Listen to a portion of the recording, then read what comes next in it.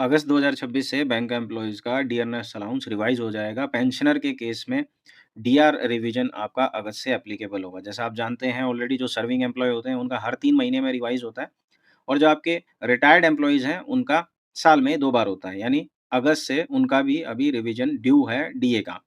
तो डीए कितना बढ़ने वाला है, हमारा कितना बढ़ने का चांसेस है और क्या-क्या सिनेरियोज़ इसमें रहने वाले हैं, सारे के सारे इस वीडियो में डिस्कस करेंगे। तो चलिए वीडियो को स्टार्ट करते हैं। लेकिन वीडियो को स्टार्ट करने से पहले हमारे चैनल को सब्सक्राइब करें ताकि लेटेस्ट अपडेट आपको मिलती रहें।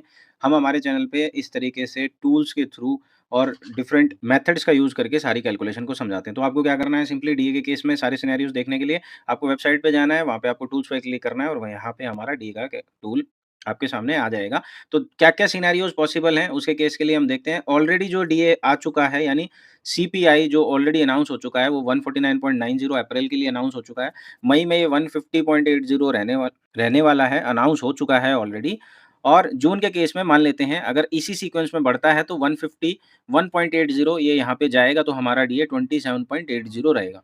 दूसरा सिनेरियो हो सकता है कि इसकी वैल्यू एग्ज़ैक्टली 152 हो जाए जिसके कारण आपका जो डी है 27.87 बढ़ जाएगा यानी लगभग 2% का राइज़ जो है मिनिमम आपको यहाँ पे डीए में देखने को मिलेगा। और थर्ड सिनेरियो हो सकता है थोड़ा ऑप्टिमिस्टिक सिनेरियो है कि अगर इसमें अच्छा खासा उछाल आ जाए तो ये हमारा 27.94 तक भी पहुँच सकता है यहाँ पे। हायर साइड में अगर मैं इसको अज़्यूम करूँ तो हमारी ये सैलरी अगर जैसे ही आप कैलकुलेट पे क्लिक करेंगे तो आपको यहाँ पे निकल के आ जाएगा कि चेंज कितना है। तो 2.24% जो है मैक्सिमम यहाँ पे मैं प्रेडिक्ट कर रहा हूँ इसका चेंज होगा। लेकिन अगर मैं इसको थोड़ा रियलिस्टिक करूँ तो यहाँ पे मुझे उम्मीद है इसका 1% बढ़ने पे 27.80 ये रहेगा यानी जो आपका जो चेंज है बेसिकली यहाँ पे वो आपका 2.10% हो जाएगा। लास्ट डी आपका 25.70 था, अभी के लिए आपका 2.10 हो जाएगा। अभी मैं सर्विंग एम्प्लॉयी की बात कर रहा हूँ और आपको सारा डिटेल यहाँ पे बेसिक, स्पेशल कितना बढ़ेगा, लर्निंग कितना बढ़ेगा ये मिल जाएगा। स्टेज वाइज़ अगर जाएँगे तो आप अपनी बेसिक के हिसाब से देख सकते हैं। जैसे स्केल 1 की मैं बात करूँ यहाँ पे, तो ये आपका 1400 से लेकर के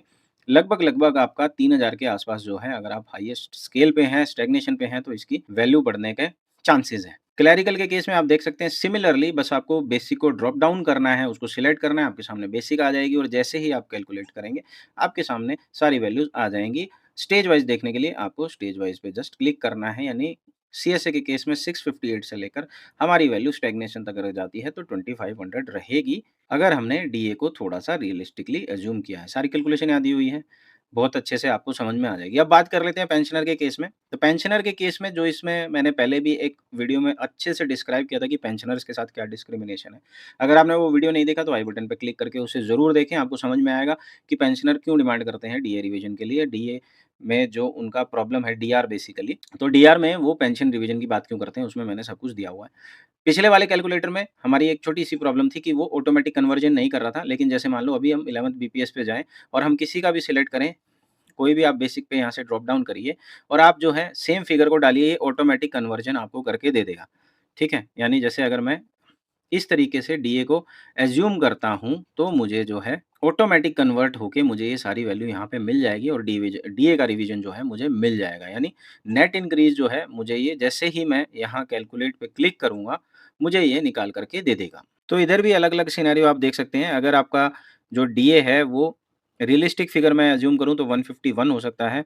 अगर ये हायर साइड पे रहता है तो मैं 151.50 इसको अगर अज़्यूम करता हूँ, तो मेरा जो डीए है वो यहाँ किस-किस तरीके से रहने वाला है। बार-बार मैं डीए बोल रहा हूँ लेकिन ये पेंशनर के केस में आप जानते हैं कि डीआर होता है, डियरनेस रिलीफ बोलते हैं इसको।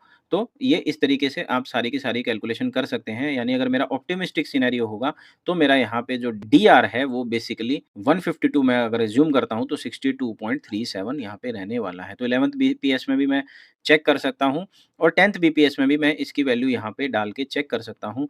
मेरे कैलकुलेटर में आपके पास सारे ऑप्शन हैं, डाल के अपना डीआर चेक करने के। जैसे मैं ये वैल्यू इनपुट करूँगा तो मुझे 10th बीपीएस की भी वैल्यू मिल जाएगी क्योंकि पिछले जो उनका डीआर है वो वैल्यू हमारे पास ऑलरेडी है और ये बढ़ी हुई वैल्यू हमें यहाँ पे देखने को मिल सकती है।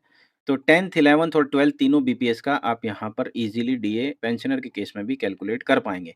तो आप ऐसा मान सकते हैं कि 12th बीपीएस के केस में जो डीआर की वैल्यू है 2% से लेकर के 2.20% यहाँ पे रहने वाली है। यानी अच्छा उछाल देखने को मिलेगा बैंकर्स को इस बार अपनी सैलरी में।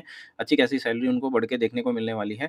आप सारे के सारे पेंशन गैप अगर आप चेक करना चाहते हैं तो इस कैलकुलेटर में कर सकते हैं और अगर आप डीआर का जो गैप है उसको चेक करना चाहते हैं तो वो भी कर सकते हैं। दूसरे टूल में आपके पास जो है स्टेज वाइज़ इम्पैक्ट भी देखने का ऑप्शन आपके पास अवेलेबल है, तो कोई भी आप बेसिक पे डालिए ऑफिसर का या कलर का, आपको सारी वैल्यूज़ ईज़िली मिल जाएँगी क्योंकि उसमें आपके पास जैसे ही आप स्केल 3 डालेंगे तो उसके केस में कैलकुलेटर स्पेशल को रिवाइज़ कर देता है। तो ये आपके लिए बहुत ही ईज़ी रहेगा, आप सारी कैलकुलेशन ईज़िली समझ पाओगे।